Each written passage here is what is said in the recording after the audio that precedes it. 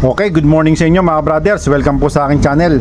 Sa oras na to, meron tayong share sa inyo tungkol po dito sa block na to.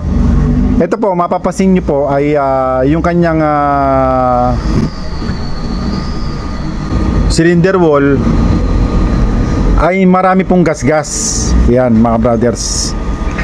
Ngayon, ang tanong natin, bakit ba nagkakaroon ng gasgas itong ating cylinder block? Alam niyo po mga brothers, itong motor na to, masalimuot po ang nangyari sa motor na to. Pero ma-share ko na po sa inyo, baka mangyari at makapagbigay sa inyo ng babala. Lalong-lalo na po dun sa mga nagbababa ng makina, para maiwasan po yung ganitong pagkakataon na nangyari sa atin dito sa motor na to. Ayan. Ang tanong natin, bakit ba nagagasgas yung ating cylinder block? Yan. Pero bago natin simulan yan, kung napasyal ka lang sa akin channel, huwag niyo sanang kalimutan na mag-subscribe, pakipindot po notification bell button. Piliin niyo po yung all para updated po kayo pagka mag-upload po ako ng mga bagong videos.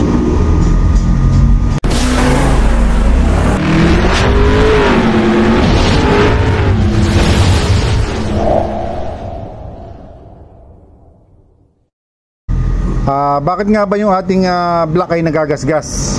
Ayan, kung mapapasin nyo po, marami po siyang gasgas. Alam nyo po, ang istorya nitong block na to mga brothers ay masalimuot. Kasi po itong motor na to, yung Barako 175, dinala po sa atin dito, hindi po siya umaandar. Tumirik daw to sa Quezon o Laguna, kung di ako nagkakamali. Ngayon siyempre, nung binaklas natin, nakita natin yung damage ng kanyang block, maraming gasgas. Yung kanyang cylinder head nagkaroon ng problema, yung kanyang connecting rod nagkaroon ng problema. Kaya ang ginawa natin mga brothers ay pinalitan natin, inayos natin.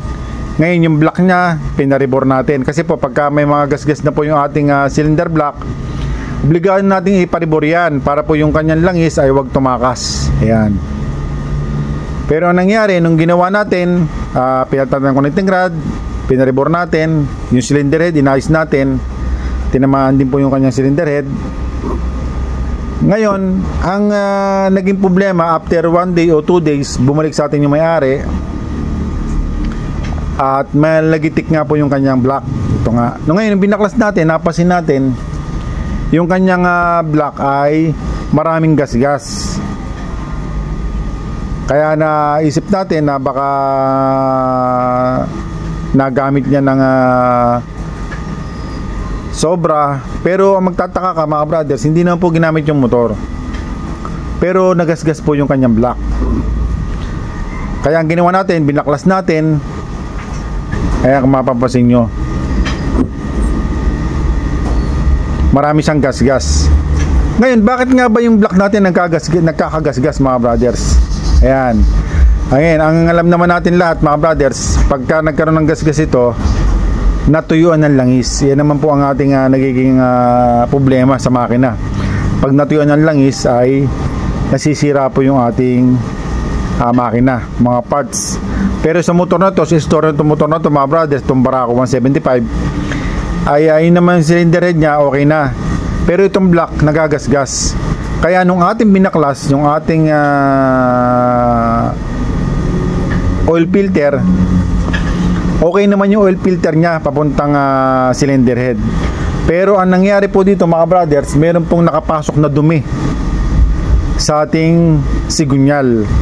Kaya ang nangyari dito sa motor na to mga brothers, nagasgas po ito kasi kinulangan po siya ng supply ng langis, kasi po yung kanyang sigunyal ay nabarahan. Ayan. Ito po yung ating binaklas sa kanyang sigunyal, crank pin. Alam niyo po, ang crank pin, ito po yung nakakabit sa connecting rod. At ito rin po ang nagsusupply ng langis sa ating cylinder wall. Ngayon, yung ating chinek mga brothers, ito good po ito mga brothers, good. Mapapasin nyo.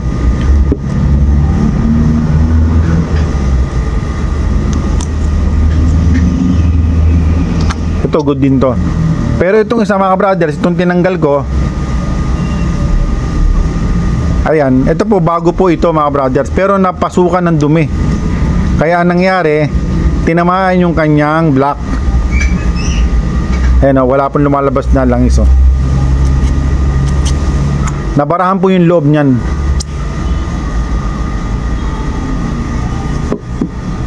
Ayan, nabarahan po ito. Ngayon mga brothers,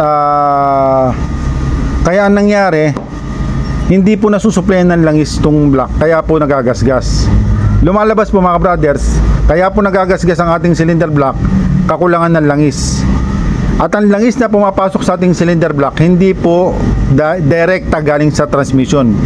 Dumadaan po ito sa ating oil screen at saka oil filter, para makapasok dito ng malinis, walang dumi. Pero sa pagkakataon ito mga brothers, nakatakas po yung dumi, nakapasok dito sa ating crank pin. Yan. Kaya po nangyari, kinukulangan ng supply itong ating cylinder block, kaya po nagasgas. Ayan. Kaya ang may mapapayo ko sa inyo mga brothers, lalo na po sa mga nagbaba na makina, pakaka-double check natin lahat ng oil passage. Kasi po isang maliit na dumi lang ang makatakas, makalusot, ay may posibilidad na magbara sa ating oil passage. Ngayon pagka nangyari yun mga brothers, marami na pong madadamay. Katulad po nito, ngayon ito nga po, nagbara po rito. Ngayon babaklasin natin ito mga brothers, para makita natin kung ano po yung bumara dito. Ayan o, wala pong ano talaga o. Kukuha tayo ng panundot dito para makita natin kung bakit siya nagbara. Saan na ba yun?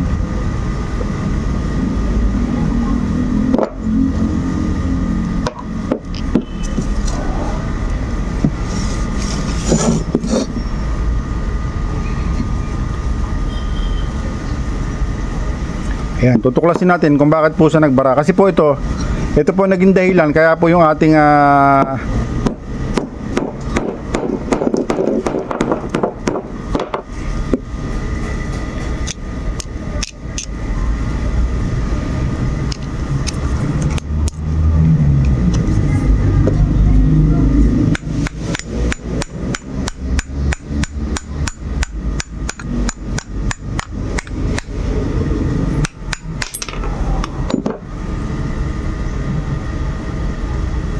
ang bira ito, dumi oh.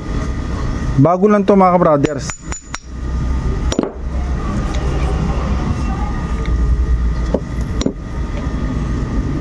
Ayan oh, dumi, ayan oh, ayan po ang bumara oh.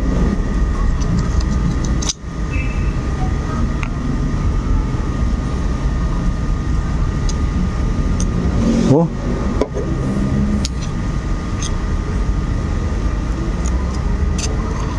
Ayan mga brothers oh.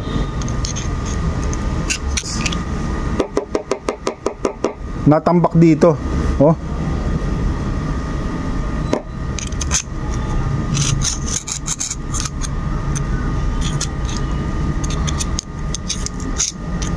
Kaya ang ating crank pin mga brothers, pagka nagbara po ito, hindi na po masusuplayan ng langis yung ating cylinder block mga brothers to. Kasi po dapat ang magbibigay ng supply ng langis dito, dadaan po sa oil filter at saka oil screen, para pag nakarating dito wala pong dumi o malinis. Hindi pwede kasing madumi yung langis, kasi pag oras na madumi yung langis, magagasgas din po ito. Pagka yung langis nyo ay luma, wala na pong viscosity, ay sobrang labnaw na talaga, magagasgas po ng todo to, magkakaroon po ng friction, kaya po nagagasgas. Pero ito sa pagkakataon to, totally nagasgas ng todo, kasi po ito nabarahan po ng parang putik. Kaya kasi po yung makina nito mga brothers, napakadumi po talaga nung dinala sa atin. Pero yung kanyang sigunyal nung ikinabit ko, ito okay naman po ito, kasi pagka nagsasalpak po ako ng sigunyal ay tinetesting ko muna kung may ayos yung kanyang oil flow. Gaya po nito mga brothers, pagka nag-connect ako ng chinecheck ko muna dito.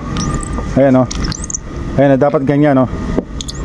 Ayan o, ayan, dadaanin langis dito o. Ganyan po ang ginagawa ko. Pero ang nangyari po kasi dito mga brothers, yung kanyang makina talaga pong napakadumi. Kaya nangyari, siguro po ang naging problema, yung dumi, may naiwan pa pong dumi, nakarating po dito sa lakas ng pressure ng bomba, na itulak niya lahat dito. Kaya nangyari, naapektuhan po yung ating connecting rod. Kaya po yung connecting rod po nito, nagpalit ulit ako at saka itong ating block. Bali, nangyari dito mga brothers, nagsakripisyo na po tayo dahil sa atin inabot na napakadumi. Pero dapat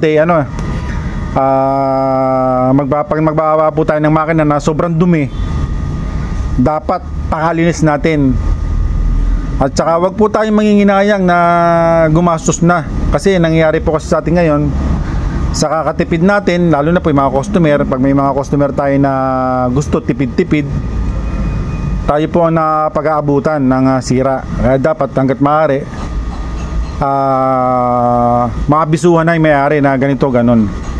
Ayan. Ito po ma-share ko lang po sa inyo mga brothers para po maging aware kayo pagka magbabakas tayo ng makina, lalo na pagka sobrang dumi yung makina natin, pakalinis natin ng todo mga brothers. Ito, sige po, hanggang dito lang mga brothers. Sana po nakatulong sa inyo ito ng malaki at makapag-ingat na rin po tayo sa susunod nating pag-aayos ng makina. Ayan putik ito po, nasasama po sa langis ito Ayan naging langis na siya